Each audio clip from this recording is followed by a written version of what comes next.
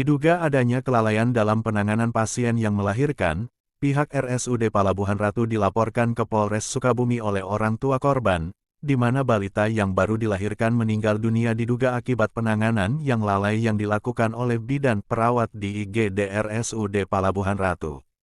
Rizky, ayah dari anak yang meninggal di RSUD, melalui kuasa hukumnya, Tusiana Priatin, SH saat menggelar konferensi pers di kantor DPC SPI Sukabumi Raya mengatakan, terima kasih rekan-rekan telah datang hadir di kantor DPC SPI Sukabumi Raya. Kami telah melakukan pelaporan ke Polres Sukabumi, yang dimana pada hari Rabu tanggal 27 Maret tahun 2024 sampai dengan Kamis tanggal 28 Maret tahun 2024 di tempat lokasi kejadian di RSUD Palabuhan Ratu telah diduga terjadi tindak pidana kelalaian dalam bekerja, sehingga mengakibatkan orang meninggal dunia yang dilakukan oleh tenaga kesehatan RSUD Palabuhan Ratu, Kecamatan Palabuhan Ratu, Kabupaten Sukabumi. Terima kasih rekan-rekan telah datang hadir di kantor DPC SPI Sukabumi Raya. Kami telah melakukan pelaporan pada hari Rabu 27 Maret 2024 sampai dengan Kamis 28 Maret 2024 di tempat lokasi kejadian di RSUD Palabuhan Ratu telah diduga terjadi tindak pidana kelalaian dalam bekerja sehingga mengakibatkan orang meninggal yang dilakukan oleh tenaga kesehatan RSUD Palabuhan Ratu, Kecamatan Palabuhan Ratu, Kabupaten Sukabumi terhadap pelapor dan rekan saya juga. Ini adalah suami dari korban atas nama Bu Dewi yang mau melahirkan anaknya meninggal dikarenakan ada kelalaian, diduga ada kelalaian di IGD tersebut. Terhadap pelapor dan rekan saya ini adalah suami dari korban atas nama Bu Dewi yang mau melahirkan anaknya, sehingga anaknya meninggal. Diduga ada kelalaian di IGD tersebut, ucapnya, Senin tanggal 1 April tahun 2024.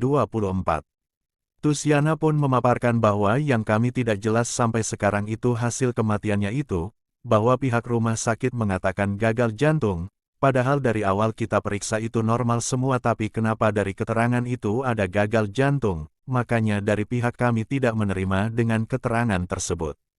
Tindakan kami ini harus ada kejelasan hukum, karena ini sudah menyangkut nyawa, kemungkinan diduga lalai.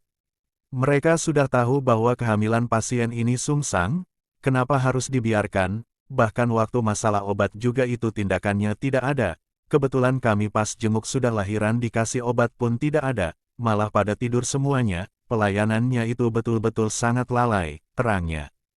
Kami semua sepakat, lanjut Tusiana, bila dimintai otopsi kalau misalkan diperlukan sama penyidik saya sudah siap. Karena ini untuk memperbaiki ke depannya jangan sampai ada korban seperti ini lagi, kemudian dengan kepastian hukum kami tindakan seperti ini, tegas Tusiana. Di tempat yang sama, Rizky Akbar selaku orang tua korban menyampaikan dari awal kronologis kejadiannya.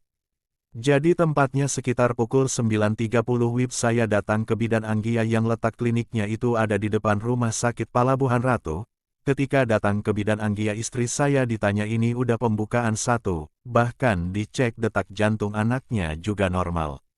Kalau Ibu Dewi ini bisa menahan silahkan tidur di rumah. Tapi kalau pembukaannya ini terus-menerus Ibu Dewi disarankan harus ke IGD, katanya. Sekitar pukul 10 lebih, masih kata Rizky, saya daftar ke IGD. Istri saya disuruh nunggu kurang lebih hampir 2 jam, istri saya juga menjelaskan ke bidan yang ada di IGD bahwa kehamilan saya sungsang. Saya disuruh menunggu, terus istri saya kesakitan udah tidak tahan tapi tetap bidan itu tidak ada tindakan bahkan di infus juga tidak ada. Bahkan ada tindakannya juga pas pembukaan 6 ketika istri saya beronta teriak-teriak kesakitan baru bidan itu manggil Bu Dewi, di situ pembukaannya cepat, dari 6 ke 8 itu cepat, sehingga anak saya harusnya cepat ditangani oleh dokter spesialis ini dokternya juga tidak ada di tempat, keluh Rizky. Perawat bidan waktu itu mengatakan bahwa alat sesarnya juga udah habis, baju-bajunya juga sudah kotor, karena kebetulan waktu siang tadi banyak yang operasi sesar, jadi alatnya kurang atau habis. Saya sangat menyayangkan di sana tidak ada dokter spesialis kandungannya, yang adanya juga bidan semua, sampai anak saya keluar sudah tidak bernyawa, tutur Rizky. Ketika kejadian, lanjut Rizky, saya menanyakan kepada bidan kenapa tidak ada dokter.